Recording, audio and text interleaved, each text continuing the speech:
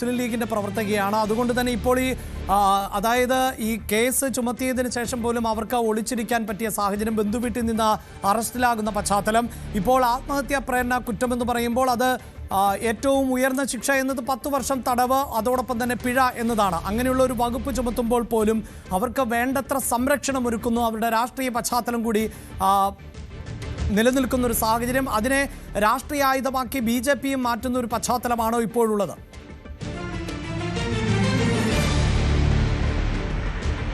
തീർച്ചയായും വലിയൊരു പരിച ഇന്നലെ പോലീസ് ഒരുക്കിയെന്ന് നമുക്ക് പറയേണ്ടി വരും. കാരണം സമീപകാലത്തൊന്നും ഇത്ര പെട്ടെന്ന് ഒരാളെ റിമാൻഡ് ചെയ്ത ചരിത്രം നമുക്ക് കോഴിക്കോട് അല്ലെങ്കിൽ ഇപ്പോൾ രാഹുൽ മാങ്കൂട്ടത്തിലേക്ക് അറസ്റ്റ് ചെയ്ത് നമ്മൾ കണ്ടു. കേസുകൾ വിഭിന്നമാണ്. അല്ലെങ്കിൽ PP ദിവ്യയെ സമാനമായ രീതിയിൽ ആത്മഹത്യാ പ്രേരണ കുറ്റം ചുമത്തി അറസ്റ്റ് ചെയ്യുന്നത് കണ്ടു. സാഹചര്യങ്ങൾ വിഭിന്നമാണെങ്കിൽ പോലും 1.5 കസ്റ്റഡിയിലെടുത്ത ആളെ 4-ഓടുകൂടി റിമാൻഡ് ചെയ്യാൻ തക്കവണ്ണം വേഗത്തിൽ കാര്യങ്ങൾ നീങ്ങുക. ഈ രേഖകൾ തയ്യാറാക്കുന്നത് പോലും ഏതാണ്ട് മണിക്കൂറുകൾ എടുത്തൊക്കെയാണ്. പലപ്പോഴും നമ്മൾ ഈ പ്രതികളെ പലപ്പോഴും പിടിക്കുമ്പോൾ ഈ കോടതിയിൽ കൊണ്ടുപോകുന്നത് എപ്പോഴാണ് എന്നൊക്കെ ചോദിക്കുമ്പോൾ അത് ചെറിയ ഈ പോക്കറ്റടിക്കാരനെയോ അല്ലെങ്കിൽ ഈ ലഹരി മരുന്ന് പാൻപരാഗ് പോലുള്ള നിരോധിത ലഹരി വസ്തുക്കൾ വിൽക്കുന്നവരെ പിടികൂടിയാൽ പോലും, അതായത് അത്ര ചെറിയ കേസുകളിൽ പിടികൂടിയാൽ പോലും ഒരുപാട് നേരമെടുത്താണ് ഈ പ്രക്രിയകളൊക്കെ പൂർത്തിയാക്കി അവരെ കോടതിയിൽ കൊടുക്കാൻ കൊണ്ടുപോയുള്ളൂ. പക്ഷേ ഇവിടെ അതൊന്നും ഉണ്ടാവുന്നില്ല. ഒരു പോലീസ് സ്റ്റേഷനിലേക്ക് പോലും അവർ എത്തേണ്ടി വരുന്നില്ല. നേരെ ബന്ധുവീട്ടിൽ നിന്നും കസ്റ്റഡിയിലെടുക്കുന്നു, ആശുപത്രിയിലേക്ക് കൊണ്ടുപോകുന്നു, കോടതിയിൽ കൊടുക്കുന്നു, അവിടെ നിന്നും നേരെ റിമാൻഡിലേക്ക് പോകുന്ന ഒരു സാഹചര്യം. അത്തരമൊരു തിടുക്കം എന്തിനാണ് എന്ന ചോദ്യമാണ്. നമുക്കറിയാം, ഇന്നലെ രാവിലെ മുതൽ കോഴിക്കോട് ജില്ലയിലെ മുതിർന്ന ഉദ്യോഗസ്ഥർ മുതൽ താഴെ തട്ടിലുള്ള ഉദ്യോഗസ്ഥർ വരെ ആരും മാധ്യമപ്രവർത്തകർ വിളിച്ചാൽ ഫോൺ എടുക്കാത്ത ഒരു അവസ്ഥയിലേക്ക് കാര്യങ്ങൾ നീങ്ങുന്നു. ഈ SHO അടക്കമുള്ളവരെ പലവട്ടം ബന്ധപ്പെടാൻ ശ്രമിക്കുന്നുവെങ്കിലും ഒരു തരത്തിലുമുള്ള വിവരങ്ങൾ നൽകുന്നില്ല. നമുക്കറിയാം, ഔദ്യോഗികമായി മാധ്യമങ്ങൾക്ക് വിവരങ്ങൾ നൽകേണ്ട ബാധ്യതയൊന്നും അന്വേഷണ ഉദ്യോഗസ്ഥർക്കില്ല എങ്കിൽ പോലും മറ്റു പല കേസുകളിലും നമുക്കറിയാം ഇത്തരം വിവരങ്ങളൊക്കെ ഇവർ കൈമാറുന്നതാണ്. പക്ഷേ ഇതേവരെ ഒരു ഉദ്യോഗസ്ഥർ പോലും ഫോൺ എടുക്കുകയോ കേസുമായി ബന്ധപ്പെട്ട ഒരു കാര്യങ്ങളും നൽകുകയോ ചെയ്യുന്ന ഒരു സാഹചര്യം ഉണ്ടാവുന്നില്ല.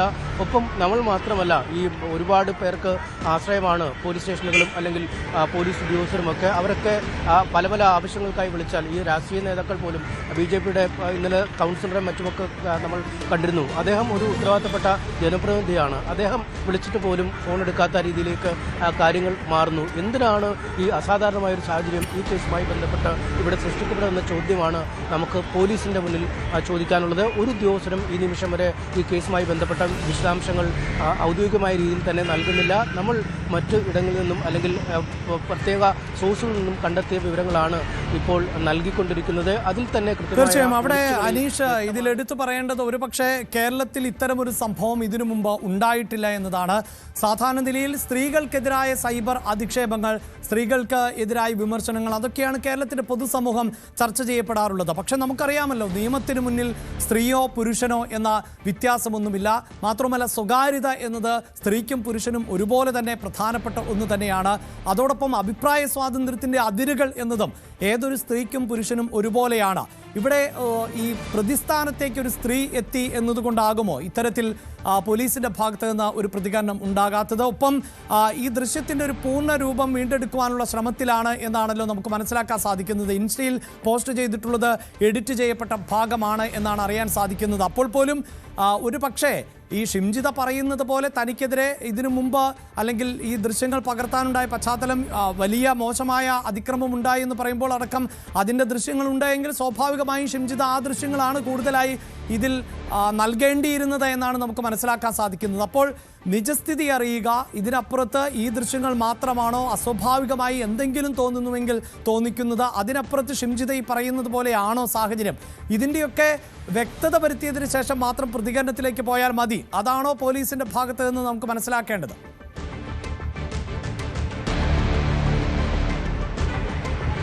അഭിലാഷ്, സമൂഹമാധ്യമങ്ങളിലടക്കുന്ന വരുന്ന കമൻറ്റുകൾ പരിശോധിച്ചാൽ CPMന്റെ നേതാവായിരുന്ന ജില്ലാ പഞ്ചായത്ത് പ്രസിഡന്റായിരുന്ന PP ദിവ്യയ്ക്കില്ലാത്ത എന്ത് പ്രത്യേക പരിരക്ഷയാണ് ഈ ഷിംജിത എന്ന ഈ കണ്ടന്റ് ക്രിയേറ്ററായ, അതായത് വാഹനത്തിൽ വെച്ച് ദൃശ്യമെടുക്കുകയും സമൂഹമാധ്യമത്തിൽ പോസ്റ്റ് ചെയ്യുകയും ഒരാളുടെ ജീവൻ നഷ്ടപ്പെടാൻ ഇടയാക്കുകയും ചെയ്ത ഒരാൾക്കുള്ളത് എന്ന ചോദ്യമാണ് വരുന്നത്. നമുക്കറിയാം, PP ദിവ്യ സമാനമായ രീതിയിൽ തന്നെ ഒരു ആത്മഹത്യാ പ്രേരണ കുറ്റം ചുമത്തുകയായിരുന്നു. അവരെ കൈവിടുകയും അവർക്കെതിരായ ദൃശ്യങ്ങളും അല്ലെങ്കിൽ അവരെ അറസ്റ്റ് ചെയ്യുന്ന ഒക്കെ പല കാര്യങ്ങളും പുറം ലോകത്തേക്ക് വന്നതാണ്. പക്ഷേ അന്ന് ലഭിക്കാത്ത എന്ത് പരിരക്ഷയാണ് ഈ വനിതയ്ക്കുള്ളതെന്ന ചോദ്യമാണ് പ്രസക്തമാവുന്നത്. അപ്പം ഒരുപാട് വനിതകൾ ഈ കേസുകളിൽപ്പെട്ട ആളുകളുണ്ട്. ഈ സോളാർ കേസിലൊക്കെ ദിവസങ്ങളോളം ആഘോഷിക്കപ്പെട്ട വനിതയുണ്ട്, അവരുണ്ട്. ഈ സ്വർണ്ണക്കള്ളക്കടത്ത് കേസിലെ ഉണ്ട്. അങ്ങനെ ഒരുപാട് കേസുകളുണ്ട്. അങ്ങനെ ഈ കേസുകളിൽപ്പെടുന്ന എല്ലാ വനിതകളോടും പോലീസിൻ്റെ ഈ കരുതലും കനിവും ഒന്നും നമ്മൾ കണ്ടിട്ടില്ല. പക്ഷേ ഇക്കാര്യത്തിൽ എന്തുകൊണ്ട് വരുന്നു എന്ന ചോദ്യം പ്രസക്തമാകുന്നു. അത് രാഷ്ട്രീയ ബന്ധം പറയുമ്പോഴും ലീഗിൻ്റെ പ്രവർത്തകയാണ്, ലീഗിൻ്റെ പഞ്ചായത്ത് അംഗമായിരുന്നു ഈ പ്രതിയായ ആൾ. അതുകൊണ്ട് CPM-ന് എന്ത് താല്പര്യം എന്ന ചോദ്യം ഇന്നലെ മുതൽ തന്നെ BJP അടക്കമുള്ളവർ ചോദിക്കുന്നുണ്ട്. BJPക്ക് വലിയ സ്വാധീനമുള്ള ഒരു വാർഡിലാണ്. BJP കുടുംബമാണ് ഈ ദീപകിൻ്റെ കുടുംബ ബന്ധുക്കളൊക്കെ BJP ബന്ധമുള്ളവരാണ്. അതുകൊണ്ട് തന്നെയാണ് ഇന്നലെ BJP ഈ വിഷയം കൃത്യമായി ഏറ്റെടുക്കുകയും പോലീസ് സ്റ്റേഷനിലെത്തിയൊക്കെ ഒരു പ്രതിഷേധത്തിലേക്ക് നീങ്ങുകയും ചെയ്തു. ഒരുപക്ഷെ പോലീസിന് പറയാം ഇത്തരം പ്രതിഷേധങ്ങളൊക്കെ ഉള്ള ഒരു സാഹചര്യത്തിലാണ് സ്റ്റേഷനിലേക്ക് എത്തിക്കുകയോ അല്ലെങ്കിൽ മറ്റ് നടപടികളിലേക്ക് കടക്കുകയോ ചെയ്യാതെ ഒരു സുരക്ഷ എന്ന ഒറ്റ പരിഗണനയിലാവാം ഈ ചെയ്തതെന്ന് അവർ ന്യായീകരിക്കാം. പക്ഷേ അങ്ങനെ ഒരു ന്യായീകരണത്തിന് പോലും ഉദ്യോഗസ്ഥർ പ്രതികരണം നൽകുന്നില്ല, അല്ലെങ്കിൽ ചോദ്യങ്ങൾക്ക് മറുപടി നൽകുന്നില്ല. കൃത്യമായ നിശബ്ദതയും ഒഴിവാക്കലുമാണ് ഇക്കാര്യത്തിൽ ചെയ്തുകൊണ്ടിരിക്കുന്നത്. എന്തായാലും ജാമ്യാപേക്ഷ ഇന്ന് കോടതിയിൽ നൽകും എന്നാണ് അറിയിച്ചിരിക്കുന്നത്. അതും ഏറ്റവും രസകരമായ കാര്യം, മുൻകൂർ ജാമ്യാപേക്ഷ നൽകിയ അഭിഭാഷകനെ പോലും അറസ്റ്റ് വിവരം അറിയിച്ചിരുന്നില്ല എന്നതാണ്. നമ്മൾ വിളിക്കുമ്പോഴാണ് അഭിഭാഷകനും ഇക്കാര്യം അറിയിക്കുകയും കുന്നമംഗലം കോടതിയിൽ താൽക്കാലികമായി ഒരാളെ വളരെ പെട്ടെന്ന് തരപ്പെടുത്തിയാണ് ഇന്നലെ ഷിംജിതയെ ഹാജരാക്കിയപ്പോൾ എത്തിച്ചത്. അദ്ദേഹത്തിനും കേസിൻ്റെ വിവരങ്ങൾ പോലും അറിയാൻ കഴിയാത്ത സാഹചര്യം ഉണ്ടായിരുന്നു. അങ്ങനെയൊക്കെയുള്ള ഒരു കൗതുകങ്ങളുണ്ട്. ഇന്നെന്തായാലും ജില്ലാ കോടതിയിൽ നൽകിയ മുൻകൂർ ജാമ്യ ഹർജി തീർപ്പാക്കും. കാരണം മുൻകൂർ ജാമ്യത്തിൻ്റെ ആവശ്യമില്ല. പ്രതി കസ്റ്റഡിയിലായ സാഹചര്യത്തിൽ ജാമ്യത്തിന് വേണ്ടിയുള്ള ഒരു അപേക്ഷയാണ്. അത് കുന്നമംഗലം കോടതിയിലാണ് നൽകേണ്ടത്. അവിടെ അതിനുള്ള ക്രമീകരണങ്ങൾ ഉണ്ട്. എന്തായാലും ജാമ്യാപേക്ഷ നൽകും. പക്ഷേ അതിൽ പ്രത്യേകിച്ച് വാദങ്ങളോ മറ്റു നടപടിക്രമങ്ങളോ ഇന്നുണ്ടാവില്ല.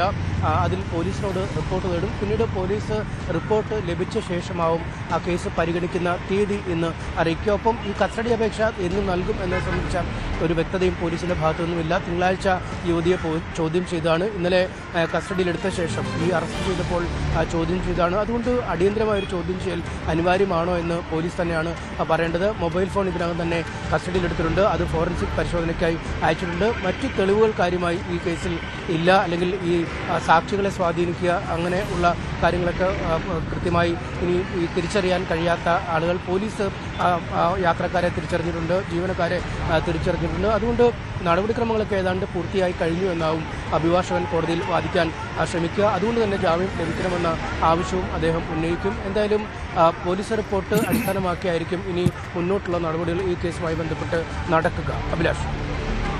സമൂഹ മാധ്യമത്തിലൂടെ ലൈംഗിക അതിക്രമ ആക്ഷേപം ഉന്നയിക്കുകയും അത്തരത്തിൽ ബസ്സിൽ യാത്ര ചെയ്യുമ്പോഴുണ്ടായ ഒരു ദൃശ്യം പകർത്തുകയും ആ ദൃശ്യങ്ങൾ സോഷ്യൽ മീഡിയയിലൂടെ പ്രചരിപ്പിക്കുകയും ചെയ്ത പശ്ചാത്തലത്തിലായിരുന്നു ദീപക് എന്ന 41-കാരൻ ആത്മഹത്യ ചെയ്തത്. ആ ആത്മഹത്യയിൽ ആണ് ഇപ്പോൾ ഷിംജിത അറസ്റ്റിൽ ആയിട്ടുള്ളത്. സമൂഹ മാധ്യമത്തിലൂടെയുള്ള അപകീർത്തികരമായ ഈ ദൃശ്യങ്ങളാണ് ദീപകിനെ ആത്മഹത്യയിലേക്ക് നയിച്ചത് എന്നതാണ് മനസ്സിലാക്കുന്നത്. അതിന്റെ അടിസ്ഥാനത്തിലാണ് ആത്മഹത്യ പ്രേരണ കുറ്റം ഉൾപ്പെടെ ചുമത്തിക്കൊണ്ട് ഷിംജിതയെ അറസ്റ്റ് ചെയ്തിട്ടുള്ളത്. പക്ഷേ ഷിംജിതയ്ക്ക് രാഷ്ട്രീയമായി കൂടി വലിയ സംരക്ഷണം ലഭിക്കുന്നുണ്ടോ, പോലീസിന്റെ ഭാഗത്ത് നിന്ന് അടക്കം ഒത്തുകളികൾ ഉണ്ട് എന്ന മട്ടിലുള്ള ആരോപണങ്ങളാണ് ഇപ്പോൾ ശക്തി പ്രാപിക്കുന്നത്. കൂടുതൽ വാർത്തകൾക്ക് News 18 Keralam YouTube channel subscribe ചെയ്യുക.